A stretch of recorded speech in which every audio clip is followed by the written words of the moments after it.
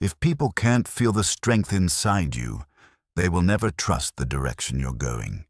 And if you don't master your mind, the world will gladly do it for you. That truth flips everything you think you know about self-control. You don't lose because you're not talented.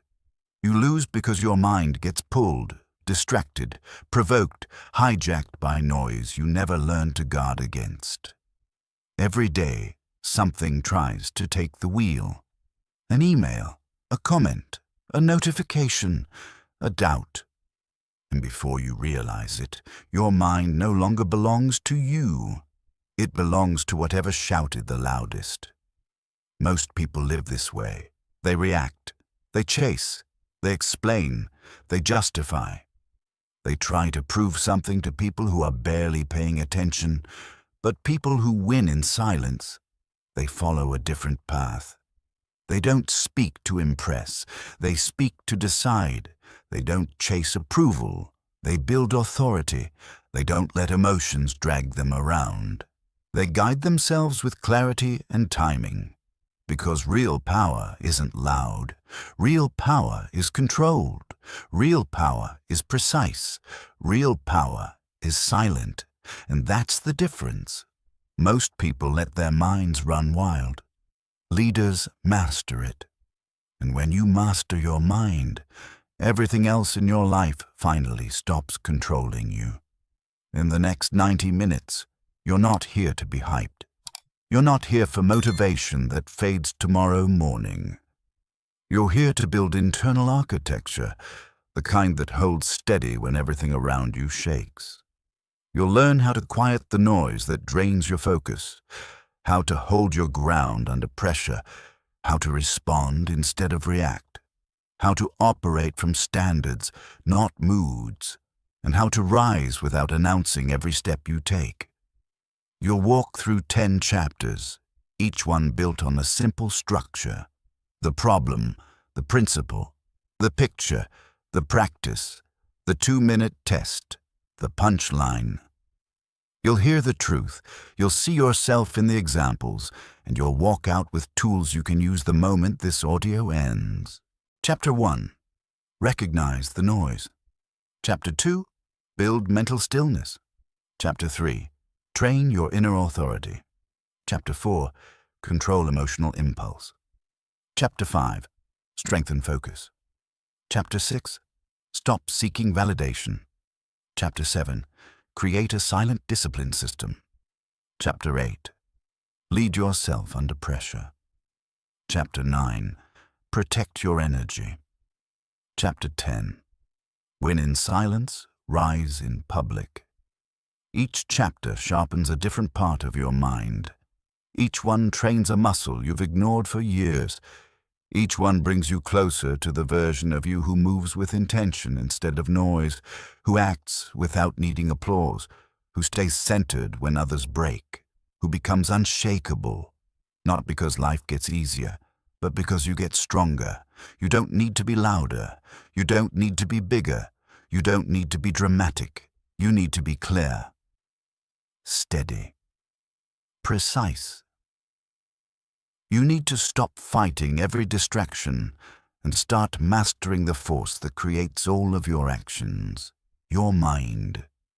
This journey starts from the inside, and it stays inside until the results speak on your behalf. You don't need more. You need stronger. You need clearer. You need you under control. Let's begin. Chapter 1. Recognize the noise. Most people lose their day in the first 60 seconds. They don't notice it because it's so quiet, so familiar, so normal that it blends into the background like air conditioning in a hotel room. Americans especially are conditioned to start the day by reacting to their phone, to their inbox, to the world pulling them toward urgency they never agreed to. Before their coffee even brews, their mindset, their focus, and their emotional tone have already been hijacked. You're not failing, you're overwhelmed, and the worst part is that most people blame themselves. They think they lack discipline, They think they're lazy. They think they're distracted because something is wrong with them. But the truth is harsher and more freeing. What's pulling their mind isn't weakness, it's noise. 1,000 tiny inputs shaping thoughts they never consciously chose. 1,000 small jolts that keep the mind in a constant state of low-grade chaos. 1,000 signals that weaken clarity and steal calm. Noise destroys more dreams than fear ever will. The notifications, the alerts, the opinions, the pressure to answer instantly, the constant stimulation dressed up as connection. This is the pain no one talks about, the pain of living in a mind that never gets a moment of silence. When your attention is split, your emotions scatter. When your emotions scatter, your decisions shake. When your decisions shake, your confidence collapses. A mind led by noise can't lead a life, and recognizing that truth is the first step toward taking it back. Awareness is the beginning of mastery. Not discipline, not motivation, not grit. Awareness, because you can't control what you don't see. You can't fight what lives in the blind spots. You can't rise above noise you haven't learned to name. But the moment you see it, not just notice it, but truly understand how deeply it shapes your day, you break the spell. Noise is most powerful when it's invisible. Picture 2 mornings. In the first morning, someone wakes up, reaches for their phone immediately, and scrolls without even realizing their breathing has changed. Their body is awake, but their mind is already tense. They see a co-worker's message and feel the familiar pressure to respond. They see the news and absorb a world of anxiety that doesn't belong to them. They see a friend's achievement and feel small for no reason. Their morning becomes a battlefield before they even stand up. This is how most Americans start their day, already behind. Now imagine the second morning. Same person, same responsibilities, same life. But instead of grabbing the phone, they stay still for 10 seconds. They breathe. They look around. They connect with the room, with the moment, with themselves. No input, no pressure, no pull. The silence isn't empty.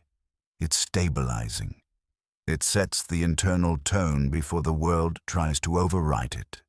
The world didn't change. The relationship to the world did. That is the picture of mastery. Not a quieter life, but a quieter mind inside the same life. Noise is not always loud. In American culture especially, it is subtle. It hides inside your habits. It lives in your impulses. It shows up as a quick check that turns into a chain of distraction. Most people don't realize how deeply conditioned they are until they try to sit in silence and feel the immediate pull to grab something, anything, to escape stillness. That pull is the noise revealing itself. The pull you feel is not you. It's your conditioning. And the moment you realize that, everything changes. To reclaim authority over your mind, you need practice. Clean, structured, deliberate practice. Start by naming your 5 biggest noise sources. Don't soften it. Don't pretend it's not that bad. Be direct. The apps that drain you, the people who emotionally overload you, the news cycles that rob your peace, the habits that hijack your brain. Naming them is a declaration of sovereignty. Then reclaim your mornings. Americans are taught to rise and grind, to jump into the day fast, to answer everything instantly, to always be available. That culture kills clarity. Guard the first 10 minutes of your consciousness like your future depends on it, because it does. 10 minutes of stillness recalibrates your entire nervous system. It restores control before the world has a chance to steal it. Silence is not emptiness. Silence is power. Use one screen at a time, one window, one direction, one focus. Multitasking is a lie. America sold itself in the 90s. It never worked. It only fractured attention and made people feel incompetent. Your mind wants linear movement, not scattered chaos. Give it the structure it's built for. Then, learn to catch the mental pull, the sudden urge to check something, the impulse to escape the moment, the thought that says, "Just 1 second." That impulse is the strongest form of noise because it feels personal. But it's simply a conditioned reflex. When you notice the impulse instead of obeying it, you take back authority. Language matters too. Weak words create weak focus. Your self-talk must become cleaner and stricter. Cut phrases like, "Maybe," "I'll just check," "Just 1 minute." Replace them with, "Not now." "Stay here." Small commands. Strong impact.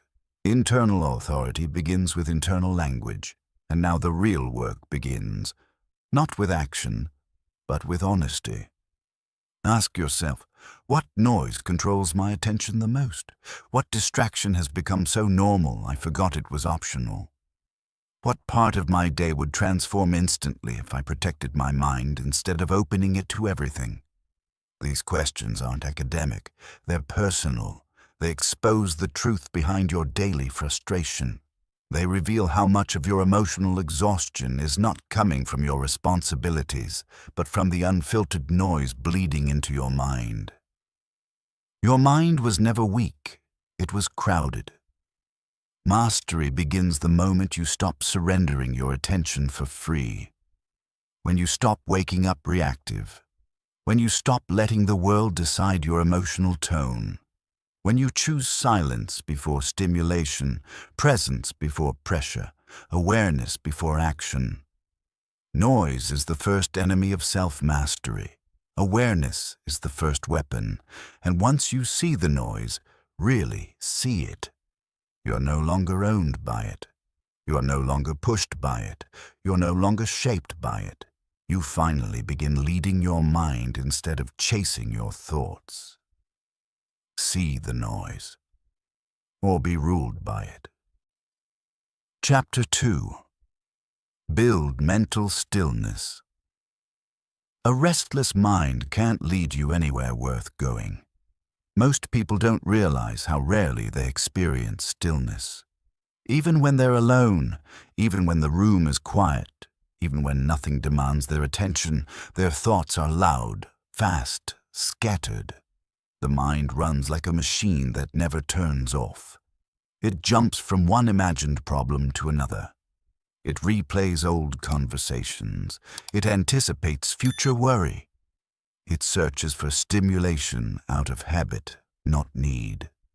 And in American culture especially, constant mental activity is confused with productivity. But busy is not the same as in control. If your mind never slows down, it will eventually break down. This constant inner noise creates a deep, invisible pain. You feel tired even after sleeping. You feel overwhelmed even when nothing is wrong. You feel tense for no clear reason. You feel pulled into anxieties that never actually materialize. And because this state has become so normal for so many people, they think it's simply who they are. I'm an overthinker. I'm anxious. My mind never stops. But overthinking isn't identity. It's overstimulation. It's untrained attention. It's a mind that was never taught how to be still. Stillness is not the absence of thought. Stillness is the absence of pull. And here is the principle that reshapes everything that follows. Stillness is a skill, not a mood. You don't wait to feel calm. You build calm. You train it. You reinforce it. You develop it the same way you build muscle, through repetition and deliberate practice. The people who stay composed in chaos are not naturally gifted. They are trained. They've learned to build space between stimulus and reaction. They've learned to hold themselves steady when the world around them shakes. Calm is not nature. Calm is discipline. Picture a lake on a windy day. The surface ripples, breaks, splashes. Everything is unstable. You can't see the reflection of anything clearly.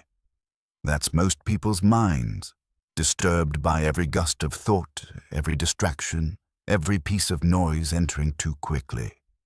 Now picture the same lake at dawn. The surface is glass. The sky sits perfectly on the water's reflection. That clarity isn't from a different lake. It's from a different state. A still mind works the same way. When it settles, everything becomes visible. The answer you couldn't find appears. The emotion you couldn't name becomes clear. The decision you kept avoiding becomes obvious. A calm mind sees what a chaotic mind can't. Now imagine a firefighter stepping into smoke. Everything around them is loud, urgent, overwhelming. But trained firefighters don't run blindly. They pause, they orient, they breathe. They anchor their attention before they take the next step. Their calm is not passive, it is tactical. It is what keeps them alive. Your inner world works the same way. Stillness is not softness. Stillness is strategy. To build stillness, you need rituals, not wishes. The first is breath, not dramatic meditation, not spiritual performance, just breath. Controlled, grounded, deliberate breath. Americans often underestimate breathing because it seems too simple, too basic. But the nervous system doesn't care about complexity.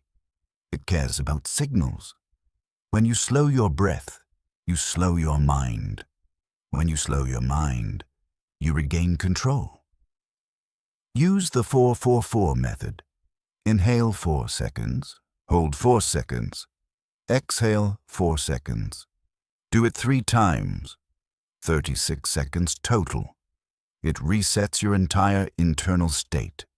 It places your attention back in your body, not in your thoughts. It gives you a moment of authority in a day full of demands. Breath is the steering wheel of your mind. Next, create a daily moment of what I call mind parking. 5 minutes. Sit. No phone, no talking, no input. Your only job is to let your thoughts settle the way dust settles when a room becomes still.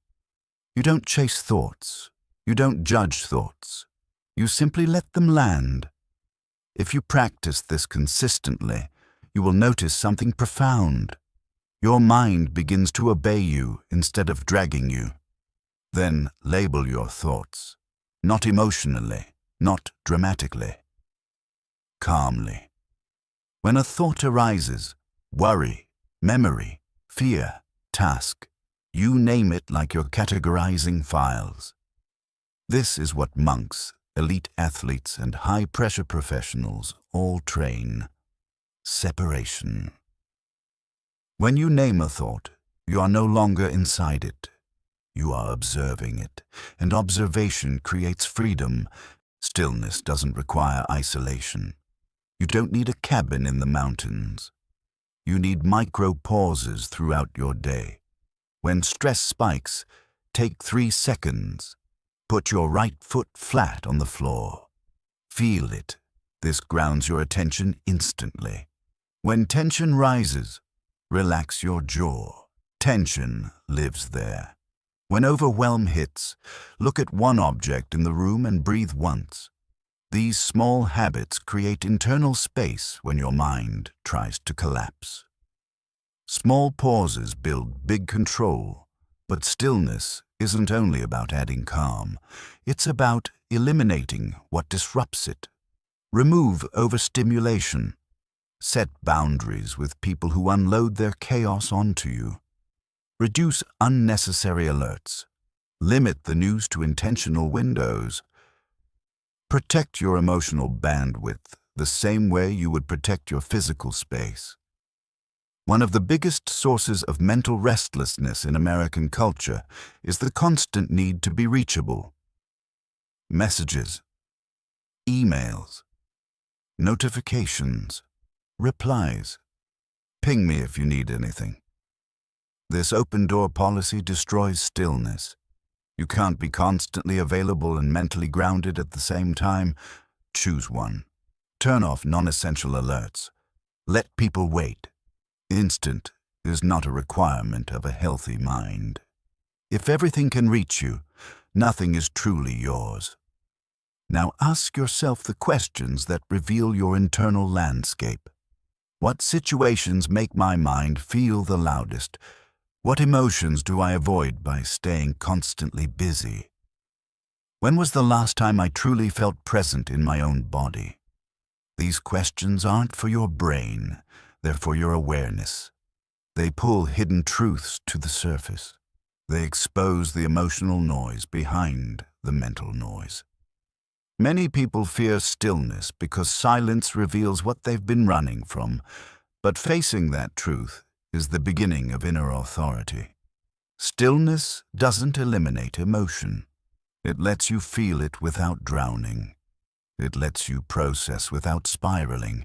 It lets you act without reacting. That is why stillness is not passive. It is powerful. It turns emotional storms into signals. It turns inner chaos into information. It turns the mind from a battlefield into a command center. A still mind makes strong choices. A chaotic mind makes loud ones. And here is the beauty. You don't need perfection to build stillness. You need consistency. 5 minutes today, 3 seconds tomorrow, 1 breath during stress. That's how mental strength is built. Not in grand gestures, but in quiet repetitions. Stillness is a language your mind must relearn. Silence is a territory you must reclaim. Presence is a muscle you must train. And the moment you choose to build it, really build it, you create a foundation strong enough to handle anything life throws at you. Because in the end, stillness is not escape. Stillness is control. Chapter 3. Train your inner authority. If you don't lead your mind, someone else will. Look around at how most people live. Their decisions are shaped by opinions they didn't ask for. Their choices are influenced by fears they inherited. Their identity bends under the pressure of other people's expectations. They adjust themselves to fit rooms that don't respect them. They silence their truth to avoid discomfort. And with every small compromise, they lose a little more of themselves. Most people obey the world more than they obey their own voice. This creates a deep, invisible pain. One Americans feel constantly, but rarely acknowledge. It's the tension between who they are and who they perform as. It's the exhaustion of pretending. It's the quiet resentment of living under other people's approval. And it's the fear that choosing themselves will cost them belonging. That fear is powerful enough to control entire lives. But there is a truth even stronger than that fear. Authority begins within. Not in volume, not in confidence, not in charisma. In ownership. Owning your standards, your direction, your identity. People who have inner authority don't move loudly. They move decisively. They don't react to pressure. They respond with clarity. They don't ask for permission to be who they are. They stand firmly in it. And the world feels that. Authority isn't something you project. It's something you radiate. People trust a mind that trusts itself. Picture someone walking into a meeting. They speak quickly, explaining every opinion, justifying every point, scanning the room to see if people approve. Their tone rises. Their shoulders tighten. Their words become shaky because they're not speaking from themselves. They're speaking for acceptance. Every sentence is a negotiation for validation. Now picture someone else. Same room, same people, same stakes. But this person speaks slower. They're not rushed. They're not trying to fill silence. They're not scanning for approval. Their sentences are clean. Their tone is grounded. Their presence changes the room because they aren't performing. They're anchored. They don't try to impress. They don't defend unnecessarily. They choose their words from conviction, not fear.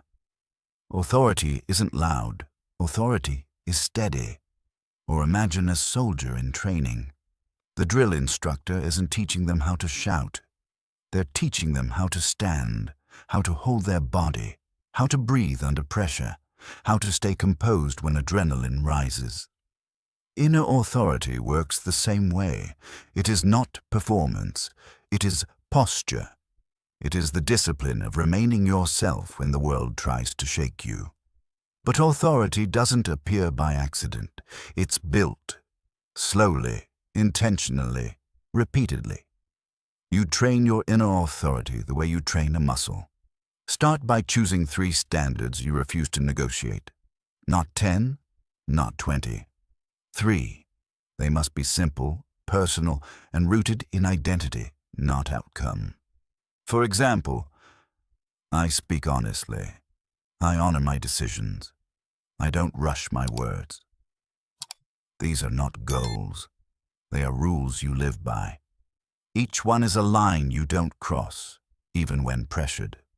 Americans often build their identity around achievements, but authority is built around standards, practiced daily, with or without witnesses. Next, practice the one decision without explaining rule. Once per day, make a decision and do not justify it. Don't over-explain. Don't soften it. Don't ask for approval. Say it clean. Say it steady. And move on. This trains your nervous system to stop seeking permission. Every time you over-explain, you teach yourself that your voice isn't enough.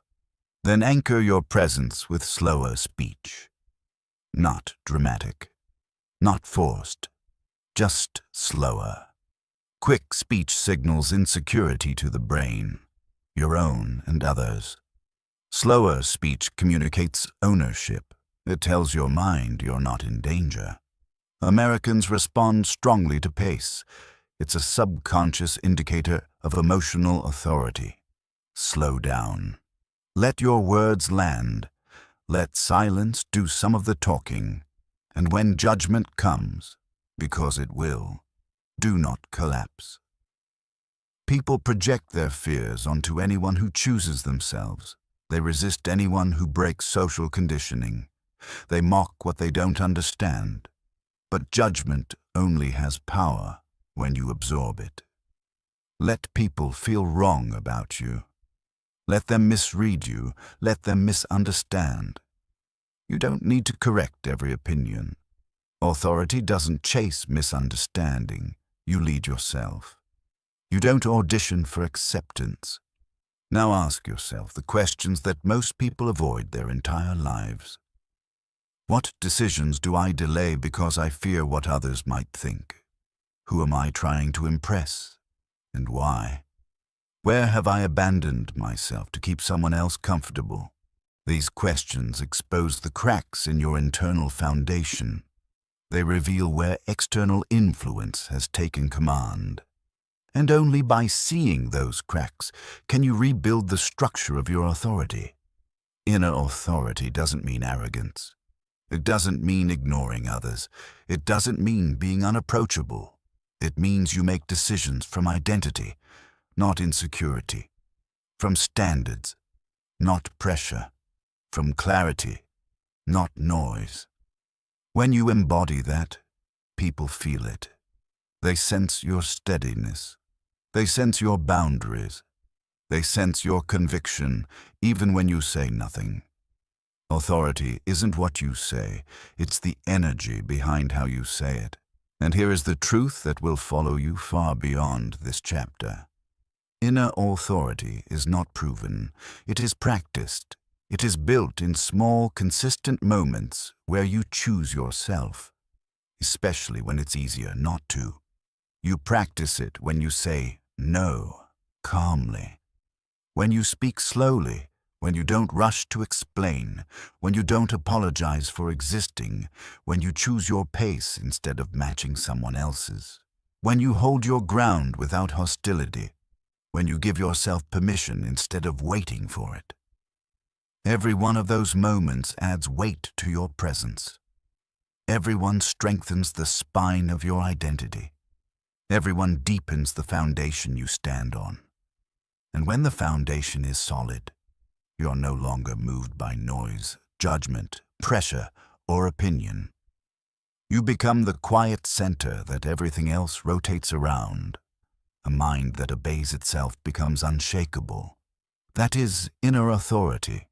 Not force, not dominance, not performance, control. And it all begins and ends with one truth. Lead your mind first, or you will never lead anything at all. Chapter 4. Control emotional impulse. If you can't control your impulse, someone else can control your life. Most people don't realize how often emotion, not logic, makes their decisions for them. They get triggered, they react instantly, and only afterward do they realize the cost. One rude comment ruins their entire day. One sudden fear stops them from taking the next step. One unexpected problem sends them into panic mode. One moment of anger destroys a conversation that didn't need to be broken. Impulse is the fastest way to sabotage your own progress, and it happens silently. Americans especially are trained to speak your mind, stand up for yourself, say what you feel. But feelings are unstable. They move, they spike, they crash, they distort reality. And if you let them lead without supervision, they will drag you into decisions you can't undo. Emotion is real, reaction is optional. This is the quiet pain many people live with. Being pulled by their own emotional storms. They hate how quickly they snap. They regret the things they say. They overthink what others think of them. They shut down when overwhelmed. They spiral when stressed. And in the moment, it feels automatic, like they have no choice. But they do. You do. You always do. And that leads to the principle that shifts everything. Reaction is weakness. Response is power. A reaction is instant. A response is chosen. A reaction is impulse. A response is clarity. A reaction is controlled by emotion. A response is controlled by identity. When you create space between what you feel and what you do, you take back authority over your life. Mastery lives in the space between stimulus and action. Picture two people in the same situation. The first gets criticized at work. Their chest tightens. Their ego flares. Their pulse spikes. Without thinking, they defend themselves. They talk too fast. Their voice rises. Their words sharpen and shake at the same time. Emotion takes the wheel, and afterward, they replay everything, embarrassed and frustrated. Now picture the second person. Same criticism, same tension, same pressure. But they pause. Not long, just long enough to breathe. They anchor themselves. They slow their speech. They respond with steadiness instead of fire. They don't collapse. They don't attack. They hold their position without losing composure. The difference isn't the moment, it's the mastery. Or imagine a parent trying to calm a child who's screaming in a grocery store.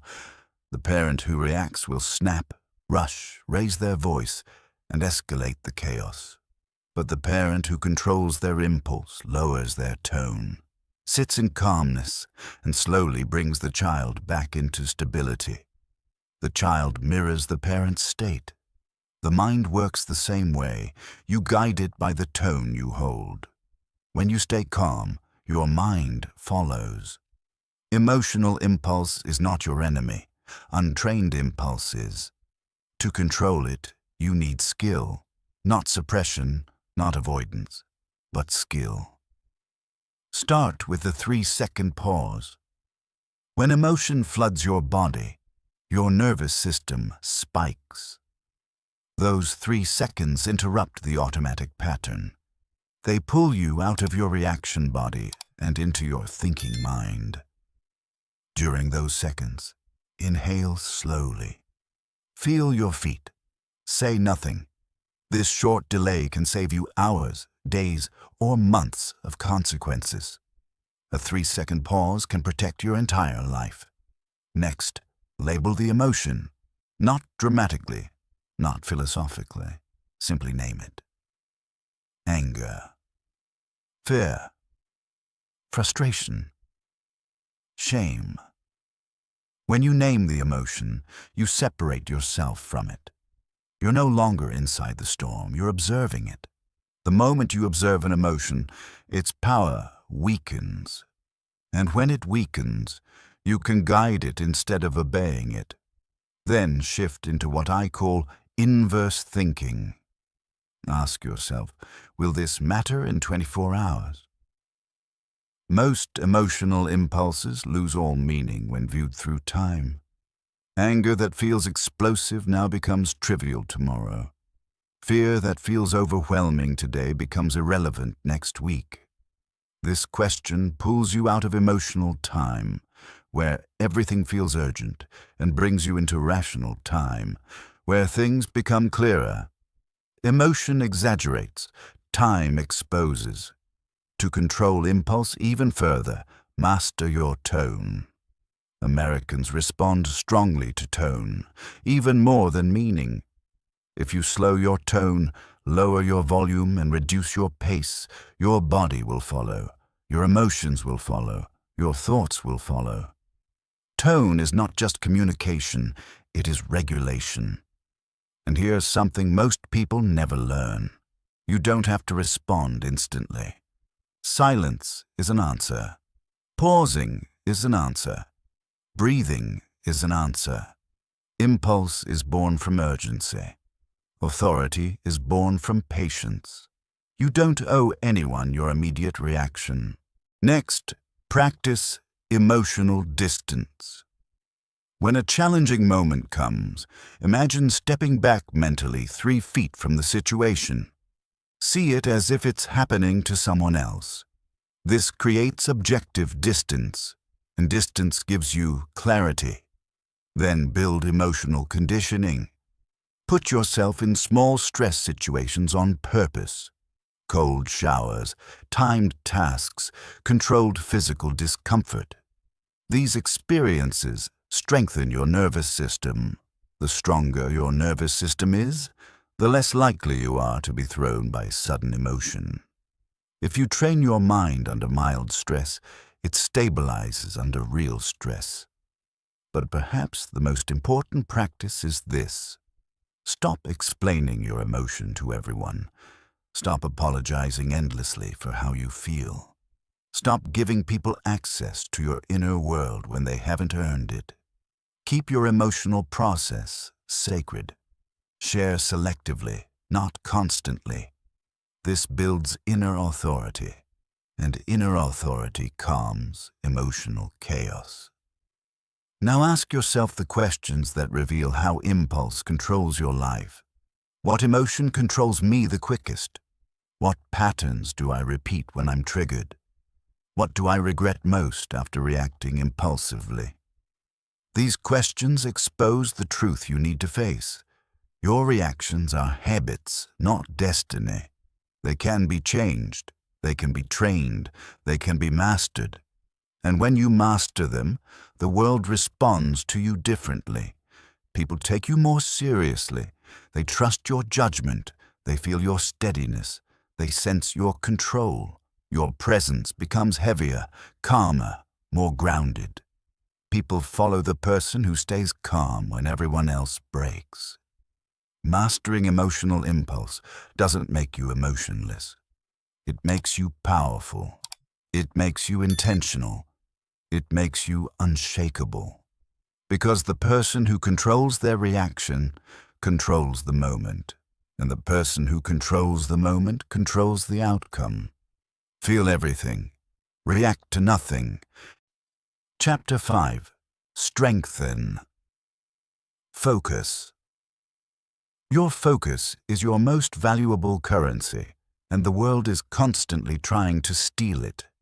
Most people don't lose focus because they're incapable. They lose it because everything around them is designed to fracture it. Apps are engineered to hijack attention. Notifications are crafted to trigger dopamine. Companies fight for mental real estate. Even friends and family demand instant responses, instant availability, instant attention. In America especially, distraction has become a culture, normalized, monetized, and masked as staying connected.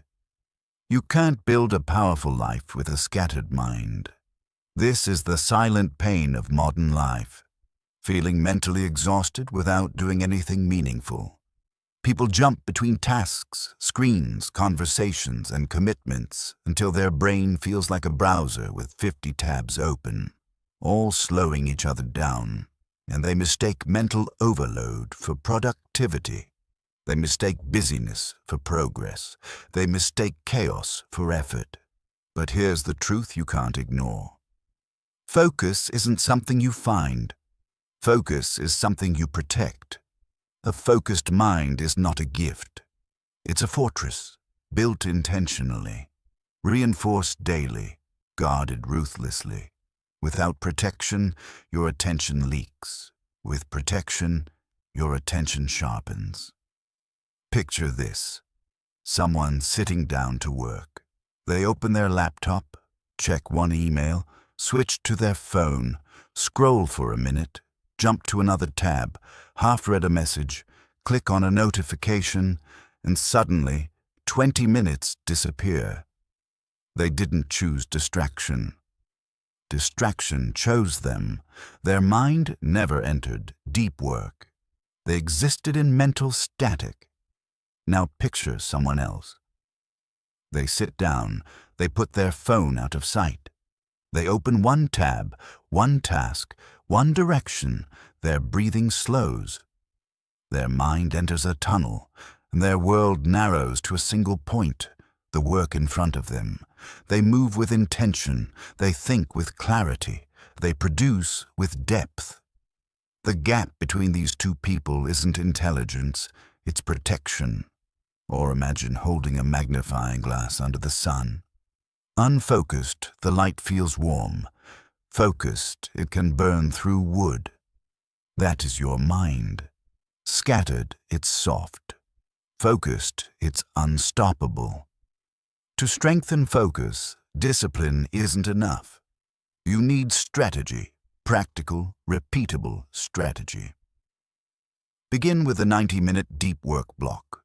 One task, one mission, no switching, no checking quickly. The American work culture glorifies multitasking, but multitasking is a myth. You don't do two things well, you do two things poorly. Deep work is the opposite. It's the commitment to depth over speed, to quality over chaos, to intention over impulse. Depth is a superpower in a world addicted to shallow attention. Next, eliminate your top 3 daily distractions. Not all of them, just the top 3. Identify them clearly. Your phone, social media, email pings, the coworker who interrupts, the habit of jumping between screens. Remove or reduce these 3, and your productivity will double without extra effort. Then apply the single mission rule. Every morning, Define one mission that, if completed, makes the day successful, even if everything else fails.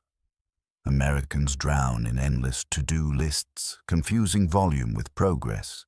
But real progress is built through one decisive, high-impact action per day. After that, control your environment. Not perfectly, deliberately. A cluttered digital space creates a cluttered mind. Clean your desktop, close tabs, silence notifications. Put your phone away from your body. Your environment should push you into focus, not pull you out of it. Make your environment serve your mind, not sabotage it. Then train yourself to tolerate boredom. This is where most people fail. They mistake boredom for a signal to switch tasks. But boredom is the gateway to deep concentration. Sit in it. Let it pass. What follows boredom is immersion, and immersion is where mastery lives. And when your mind drifts, because it will, don't shame yourself. Simply return to the task without commentary. This is mental strength, the ability to return, again and again, calmly, without frustration, without self-judgment. Every return is a rep. Every rep strengthens your mental muscle. Now ask yourself the questions that expose the truth behind your scattered attention.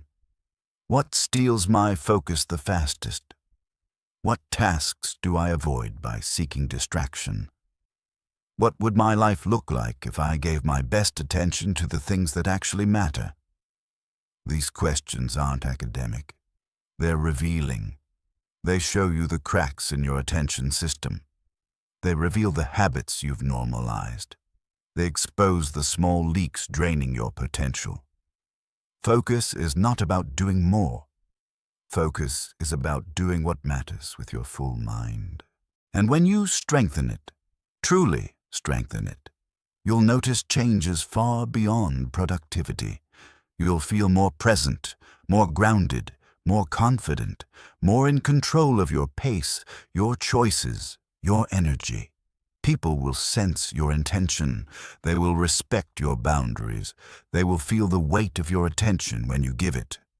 A focused person becomes magnetic, not because they try to be, but because clarity itself is attractive. And as your focus sharpens, life simplifies. Decisions become easier. Emotions become calmer. Work becomes deeper. Relationships become richer. The noise fades. The signal strengthens. A scattered life reflects a scattered mind. A powerful life reflects a focused one. Strengthening your focus won't just make you more productive. It will make you more powerful, because the person who controls their attention controls their direction. And the person who controls their direction controls their destiny. Guard your focus like it's gold, because it is. Chapter 6. Stop seeking validation. The fastest way to lose yourself is to chase approval from everyone else. Most people don't realize how deeply they're controlled by the need to be liked, praised, understood, agreed with, or accepted. It shapes their tone. It shapes their choices. It shapes their identity. They filter every action through an invisible audience that never stops watching. And because of that, they live their entire lives performing instead of being. Approval is a drug, and most people are addicted without knowing it. This addiction creates a quiet, heavy pain. You bend yourself to avoid disappointment. You silence your voice to avoid judgment. You pretend to be smaller to avoid making others uncomfortable. And every time you do this, a piece of you dissolves. Americans feel this intensely, especially in a culture built on social performance, curated identities, and constant comparison. But here's the truth.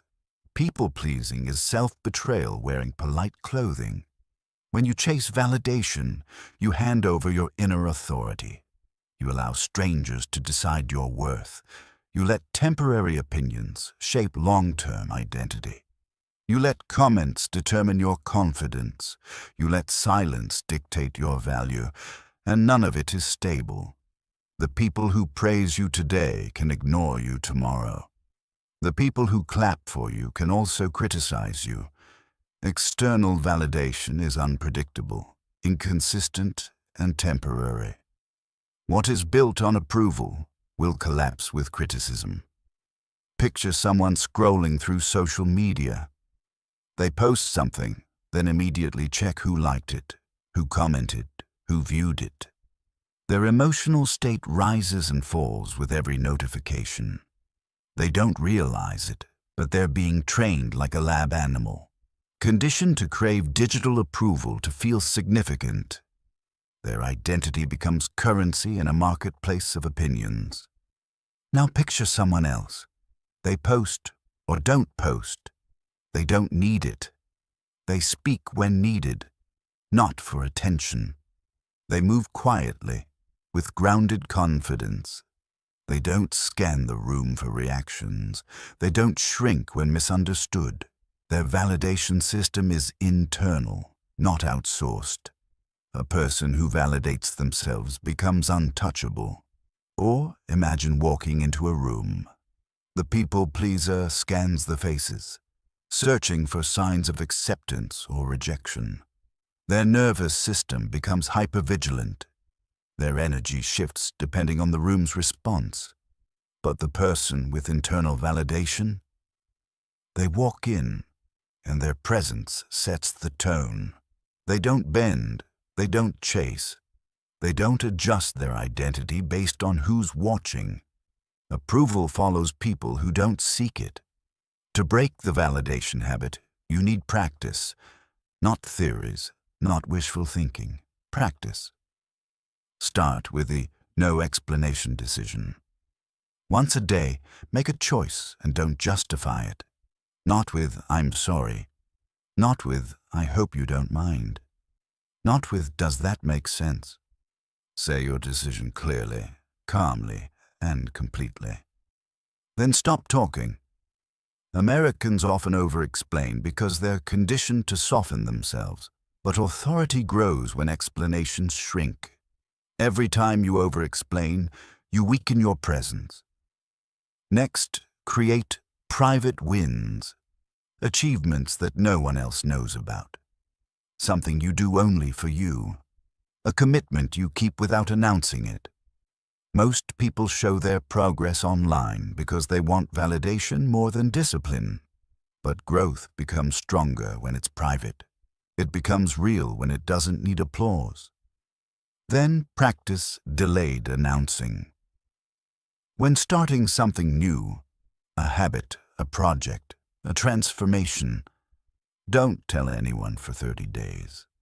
This builds inner confidence and eliminates the pressure of external eyes. Americans often announce goals before they begin because approval feels safer than commitment. But real growth happens in silence. Build quietly, reveal slowly, move confidently. Another technique: refuse to answer at least one opinion-based question. When someone asks, "Do you think this is okay?" or "Do you think I should?" don't seek alignment. Give your honest answer without adjusting to avoid disapproval. This strengthens your internal spine. Most people weaken themselves by trying to be agreeable.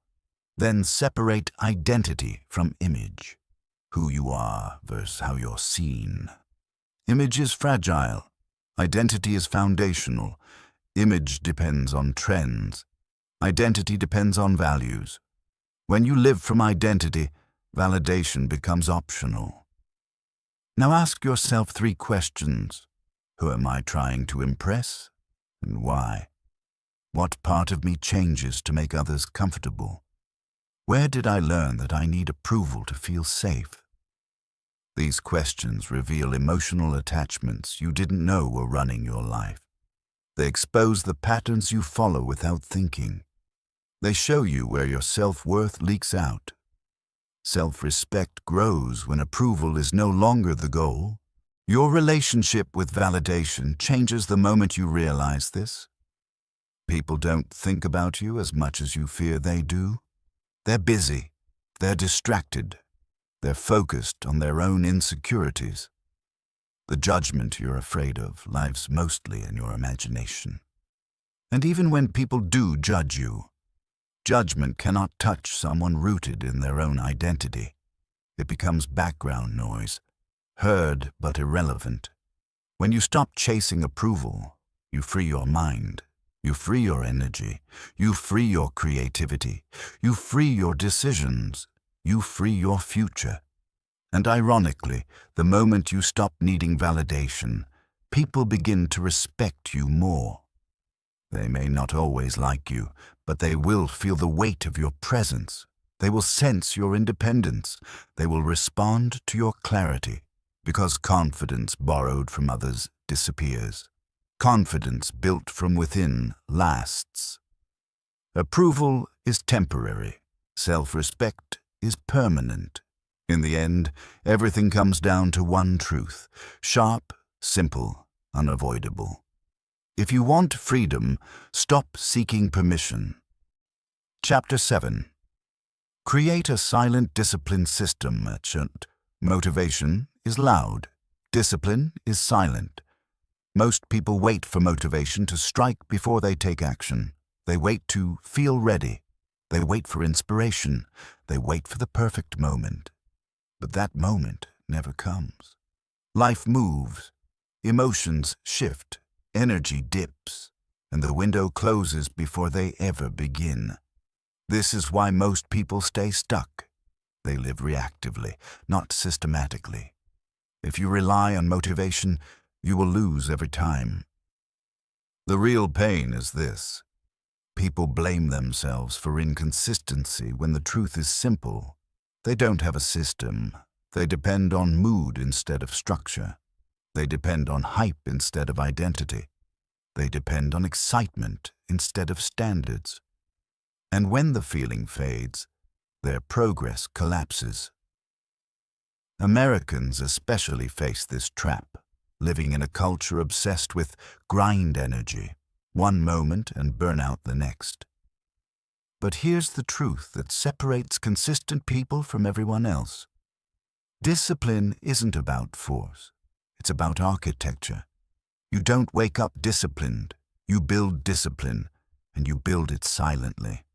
One rule, one habit, one standard at a time, without announcing it, without celebrating it, without seeking applause. What grows in silence becomes unbreakable. Picture someone who lives chaotically.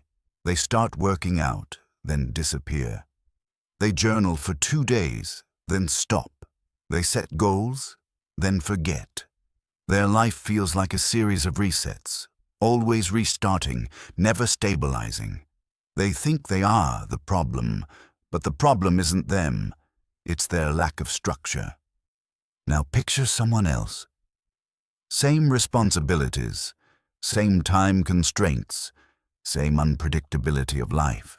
But they follow a simple, quiet, consistent system. No drama, no hype, no noise, just steady execution. Consistency beats intensity every single time. Or imagine a military base at 5 a.m. The world is asleep, but soldiers move with precision. Not because they feel inspired, but because the structure carries them. The routine removes guesswork. That is the power of a silent system. It makes the hard thing automatic. To build your silent discipline system, start small. People fail because they build discipline like a monument instead of a brick wall. They go big, fast, loud, and collapse under the weight of unrealistic expectations. But discipline grows in simplicity. Choose one non-negotiable habit for the next 30 days. Not 3, not 5. 1. Something small enough to complete daily and strong enough to shift your identity. Small disciplines create massive confidence. Next, practice the 2-minute rule. Any habit that takes less than 2 minutes, do it immediately. Drink water, wash 1 dish, write 1 sentence, clean 1 corner. This rule removes resistance. It eliminates mental negotiation. It teaches your brain that action is faster than avoidance. In American life, where procrastination is normalized, this tiny rule is a weapon. Then track only actions, not outcomes. Outcomes take time. Actions happen today. When you focus on results, you feel discouraged. When you focus on action, you feel in control. Keep your system shockingly simple. Did I execute today? Yes or no? No emotion, no story, no mental drama. Discipline thrives in simplicity, not complexity. Another key to silent discipline: create friction for your weaknesses and reduce friction for your strengths. If your weakness is scrolling, put your phone in another room when you work. If your strength is morning energy, schedule your hardest tasks for that time. Most people fight their weaknesses endlessly. Discipline becomes easier when you outsmart them instead. Then adopt silence over sharing. Don't announce your habits. Don't tell people your plans. Don't broadcast your goals. Keep them private. When Americans share goals online, the validation they receive tricks their brain into feeling like the goal is already accomplished. Keep your system in the dark until the results are undeniable. Build privately. Reveal publicly. Also create one anchor habit. This is the habit that signals the start of your disciplined state. Maybe making your bed, a cold shower, a short stretch, or writing 1 sentence. Anchor habits trigger identity. When you do them, your brain shifts into a higher level of self-respect. They are small, but they flip the mental switch from passive to intentional. And when you slip, and you will, return immediately. Don't spiral. Don't shame yourself. Don't rebuild from scratch. 1 return is stronger than 10 perfect days. This is how disciplined people stay disciplined. They shorten the distance between failure and restart. The faster you return, the stronger you become. Now ask yourself the questions that expose your relationship with discipline. What habit do I break the fastest, and why? Where do I rely on motivation instead of structure? What would my life look like with 1 month of silent consistency? These questions reveal the emotional truth behind your inconsistency. They show you where your energy leaks. They show you the behaviors you've been hiding behind. And they show you the gap between who you are and who you could be with a system. Because once you build a silent discipline system, everything changes. You no longer need hype. You no longer chase momentum. You no longer negotiate with procrastination. You become the kind of person whose actions speak without noise. People notice, not because you talk about discipline, but because your life reflects it. A silent system becomes a silent engine. A silent engine becomes silent strength. Silent strength becomes unshakable identity. Discipline doesn't make you louder. It makes you undeniable. And it all comes down to one truth. Stay consistent in silence, and the results will speak for you. Chapter 8. Lead yourself under pressure. Pressure doesn't create your character. It exposes it. Most people collapse under pressure, not because they're weak, but because they never learned how to lead themselves when everything around them becomes loud, urgent, or unpredictable. Their emotions take over, their breath shortens, their thoughts scatter. They make fast decisions just to escape discomfort. They speak too quickly, They overreact. They freeze. They crumble under the weight of the moment instead of controlling it. A pressured mind becomes a panicked mind when untrained, and the pain is real. Americans live inside constant pressure, deadlines, bills, expectations, family demands, unpredictable work environments, and the fear of failing publicly. The stress builds quietly until even small challenges feel overwhelming. Pressure becomes the default, not the exception. But here's the truth. Pressure doesn't break you. Mismanagement of pressure does. And the solution isn't to remove pressure. It's to learn how to lead yourself through it.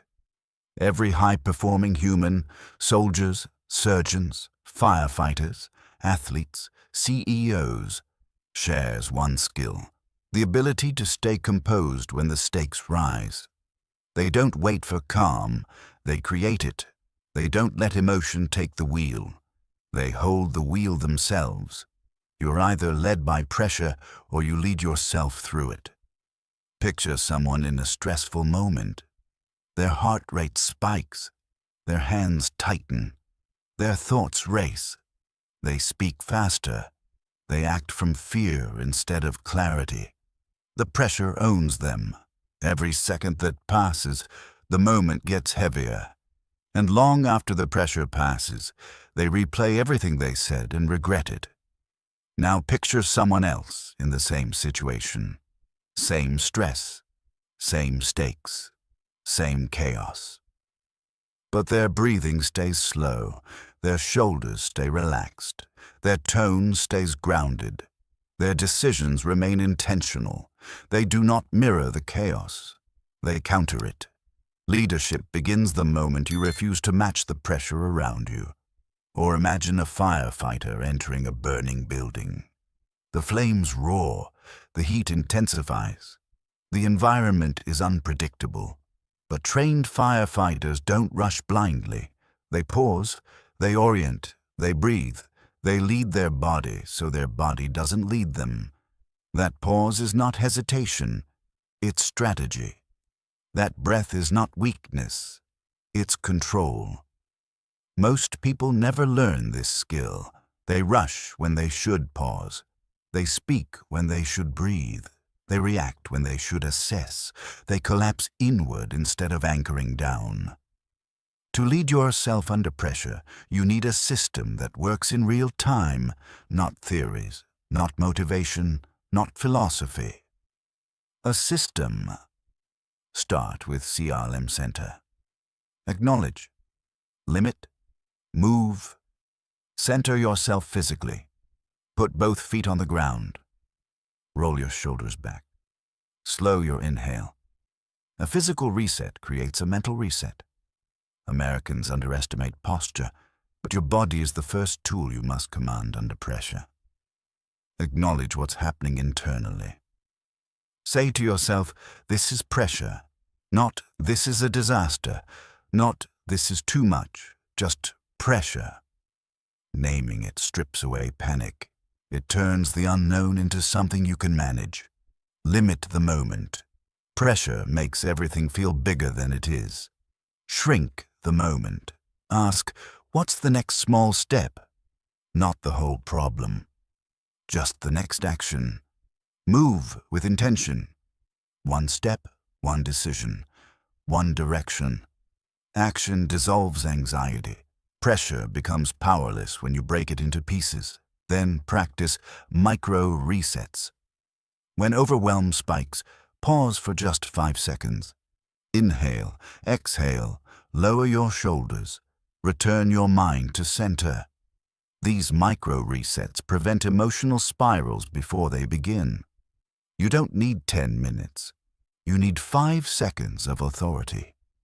Next, decide before the moment. Pre-decide your standards. Pre-decide your tone. Pre-decide your response. High-pressure performers don't rely on improvisation. They rely on preparation.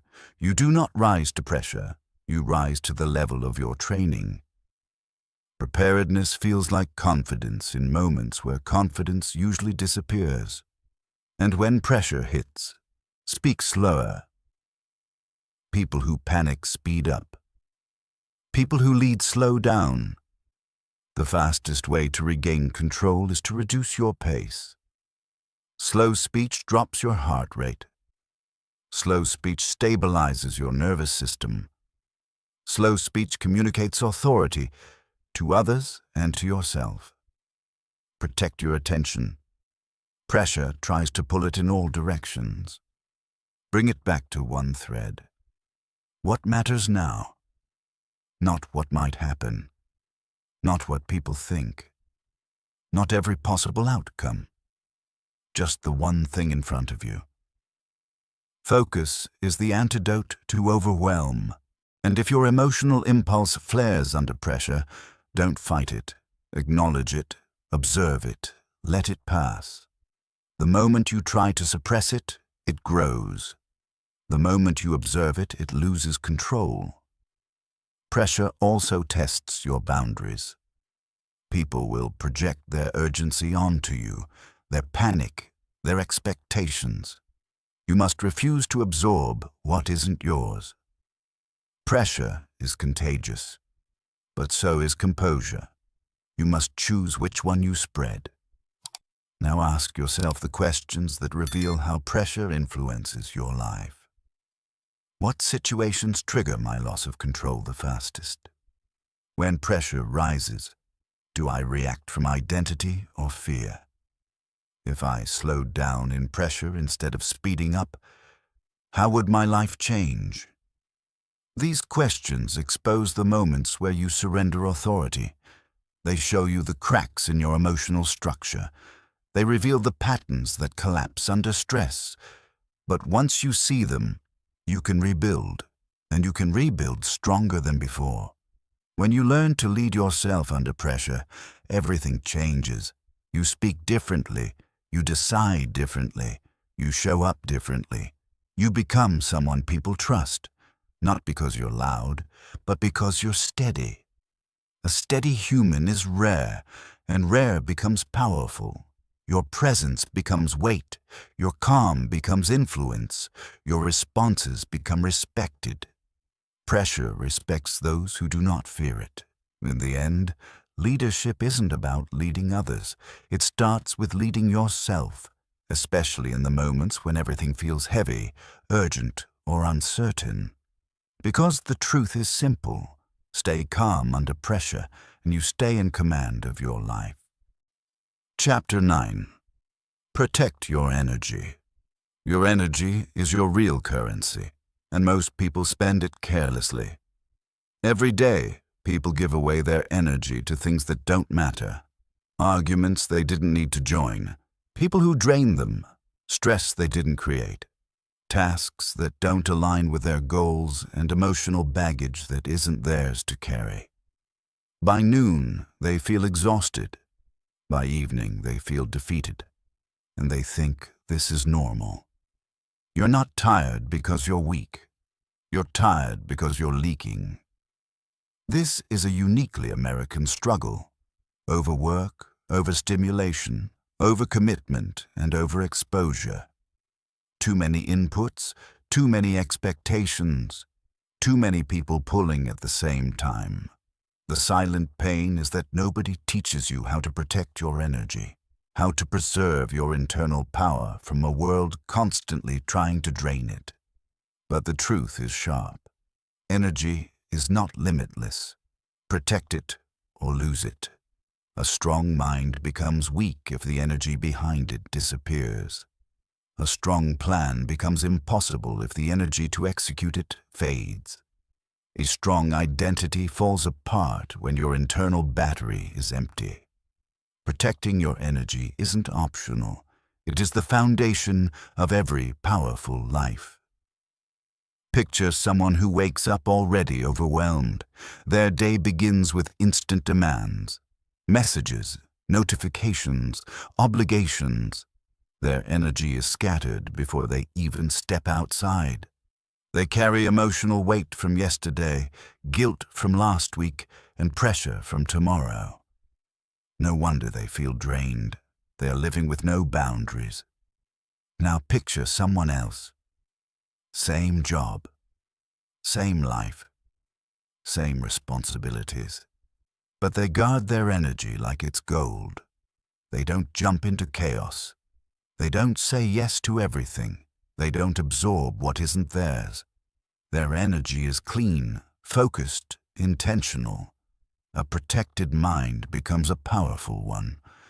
Or imagine a phone with dozens of apps running in the background. Nothing seems wrong until the battery drains rapidly. That's exactly how most people live. They keep emotional tabs open, old grudges, unfinished tasks, people-pleasing, resentment, guilt, constant comparison, unspoken stress, digital noise. Energy drains quietly until nothing is left. To protect your energy, you must build a system, not based on isolation, but on intentional boundaries. Start with an energy audit. Evaluate the people, tasks, and environments that leave you weaker, not stronger. Be brutally honest. Some people drain you because they are chaotic. Some because they are negative. Some because they depend on you more than they depend on themselves. Once you see the truth, you can't unsee it. Not everyone deserves access to your inner world. Then set emotional boundaries. Not walls. Boundaries. Say no without guilt. End conversations that feed chaos. Stop explaining your limits. Stop apologizing for protecting your mental space. Americans struggle with boundaries because they fear being seen as rude, difficult, or selfish. But boundaries aren't selfish. They're necessary.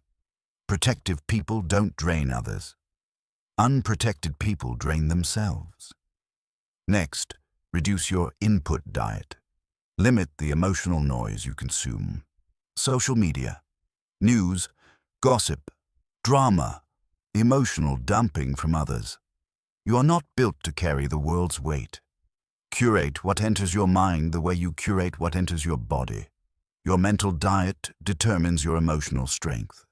Then master the art of selective access. Not everyone gets your time.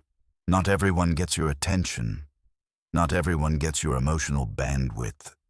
Give your energy to people who respect it. Protect it from those who exploit it. And create physical boundaries as well.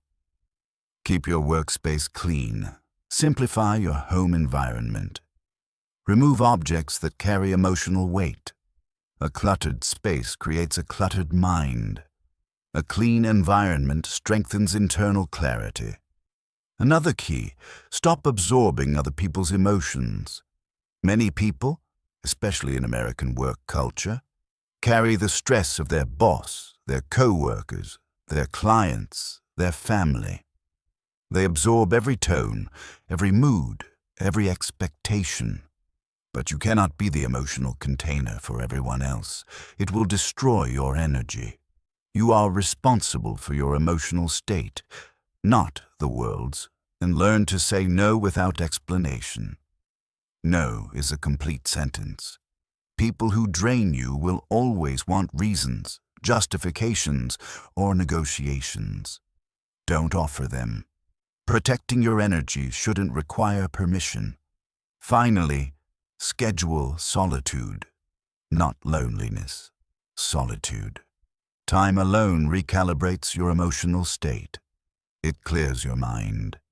It restores your bandwidth. Americans often avoid solitude because it forces them to face their own thoughts. But solitude is where self-awareness grows. It's where emotional stability begins. Now ask yourself the questions that reveal the truth. Who drains my energy the fastest? What habits take more from me than they give? Where am I giving my energy out of guilt instead of intention? These questions reveal your leaks. They show you where your life feels heavier than it should. They expose the people and patterns you've allowed to drain your power. Because when you protect your energy, everything changes. Your mind becomes clearer. Your emotions become lighter. Your decisions become stronger. Your boundaries sharpen. Your confidence rises. Your presence deepens. People will feel the difference, and as your energy becomes more selective, your life becomes more aligned. You stop overcommitting. You stop overstretching. You stop trying to be everything for everyone. You start living from your center, not scattered across 100 directions. A powerful life is not built on unlimited energy. It's built on protected energy. And the moment you understand this, you reclaim control of your pace, your presence, your peace, and your power. Guard what fuels you, and you guard your entire life. Chapter 10. Win in silence, rise in public. If you want unstoppable results, stop announcing your process. Most people talk too much about what they plan to do, what they hope to become, and what goals they're working on. They share updates before they have progress. They reveal intentions before they build discipline. They speak loudly about dreams they've never fully committed to. And with every announcement, their internal power leaks a little more. You don't grow by talking. You grow by doing. This is why so many people remain stuck. Their identity becomes tied to performance rather than progress. They chase applause instead of mastery. They want recognition before completion. And in American culture, where everyone shares everything, the pressure to show your journey can quietly suffocate your actual growth. The truth is simple.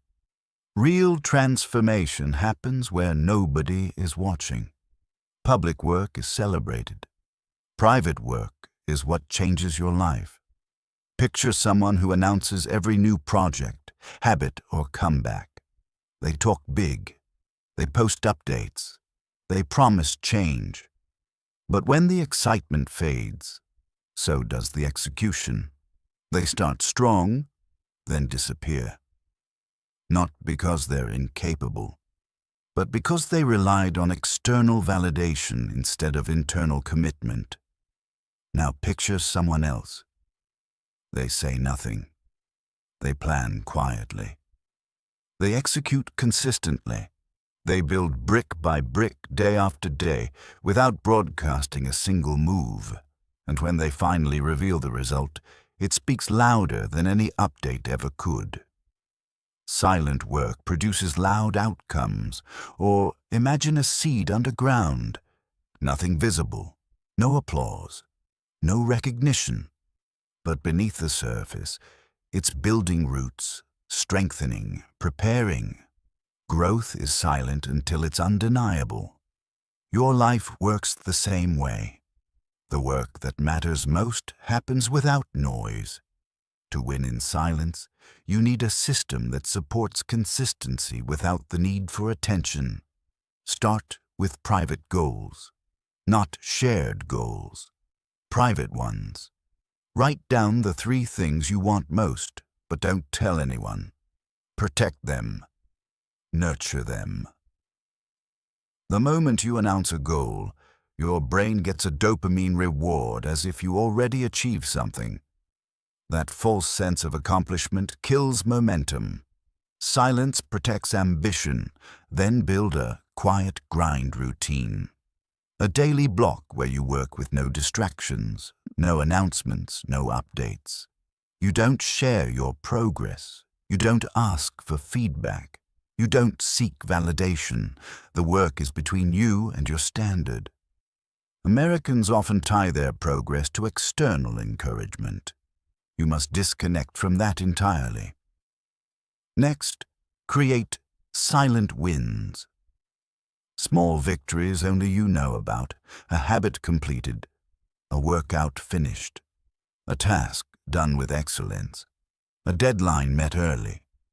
No one else needs to see these wins for them to transform you. Silent wins build self-respect.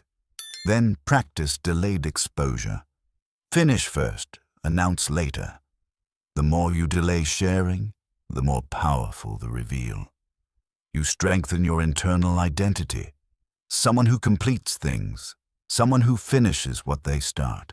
Also protect your environment from dream killers. Not everyone deserves access to your plans. Some people will doubt you. Some will mock you. Some will diminish your goals to protect their comfort. Silence shields you from unnecessary negativity.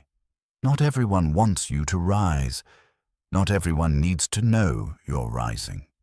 Another key element: let actions speak louder than explanations. When you improve yourself quietly, the results eventually become too visible to ignore. People will see your discipline without you saying a word. They will see your growth without needing your narrative. You won't need to convince anyone. They'll feel the difference. Now ask yourself the questions that expose why noise has been holding you back. Where have I traded progress for attention? What goals did I announce instead of completing? What could I achieve in 6 months of quiet execution? These questions reveal your patterns. They show you where validation has weakened you. They show you the areas where silence will strengthen you. Because when you build in silence, something powerful happens. Your mind deepens, your discipline increases, your confidence sharpens, your identity solidifies, your life aligns. People begin to treat you differently, not because of what you say, but because of what you've become. They feel the results. They feel your clarity. They feel your consistency. You stop being someone who talks about change and become someone who embodies it. Loud ambition is fragile. Silent execution is unstoppable. And when the results finally appear, when the transformation is visible, when the achievement is real, when the growth is undeniable, your silence will make your success even louder. You don't need publicity to rise. You need consistency. You need discipline. You need privacy. You need quiet strength. In the end, everything comes down to one truth: win quietly. Shine loudly. Nothing changes until you decide to lead yourself.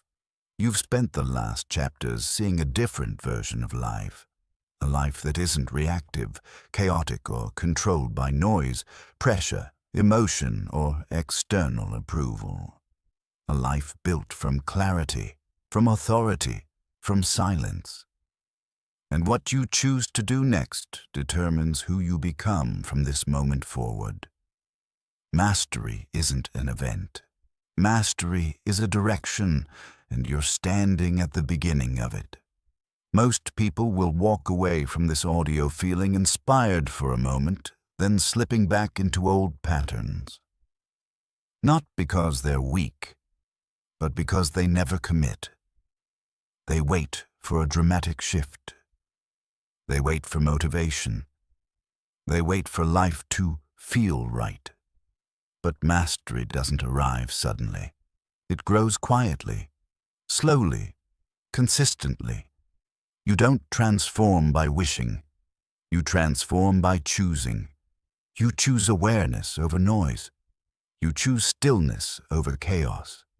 You choose authority over insecurity. You choose control over impulse. You choose focus over distraction. You choose identity over approval. You choose discipline over comfort. You choose leadership over pressure. You choose energy over exhaustion. And finally, you choose to win in silence. This is not a loud journey.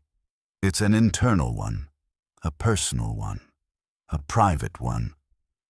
Picture the version of you 6 months from now, walking with a different pace, speaking with a cleaner tone, deciding from clarity instead of fear, protecting your energy like it's sacred, moving through pressure without losing control, building quietly, rising consistently. That version of you is not mythical. It is built through small, steady decisions made daily. 1 day of discipline changes nothing. 30 days changes your identity. So here is your 72-hour challenge. Simple, sharp, and transformative. For the next 72 hours, live deliberately. No reacting, no rushing, no explaining, no leaking energy, no chasing validation, just 3 days of inner command. You'll feel the difference by hour 6. You'll see the difference by day 2. You'll believe in the difference by day 3. Then extend it another 72 hours, then 7 days, then 30. Then the world begins to treat you differently. People respond differently to someone who leads themselves, and your life will shift quietly at first. Your relationships will improve. Your decisions will sharpen. Your emotions will stabilize. Your focus will deepen. Your results will multiply. And the world won't understand what changed. They won't see the mornings you protected. They won't see the impulses you controlled. They won't see the habits you built in silence. They won't see the discipline you practiced privately. They will only see one thing. You became someone with weight, someone harder to shake, someone harder to distract, someone harder to manipulate, someone harder to provoke, someone harder to exhaust, someone impossible to ignore. Not because you got louder, but because you got clearer. Not because you proved anything, but because you stopped needing to. Not because you changed the world, but because you changed yourself. This is the quiet becoming, the rise that happens without noise, the transformation that happens without announcement, the power that emerges from the inside out. And it all leads to one final truth. Master your mind, and the rest of your life bows to your direction.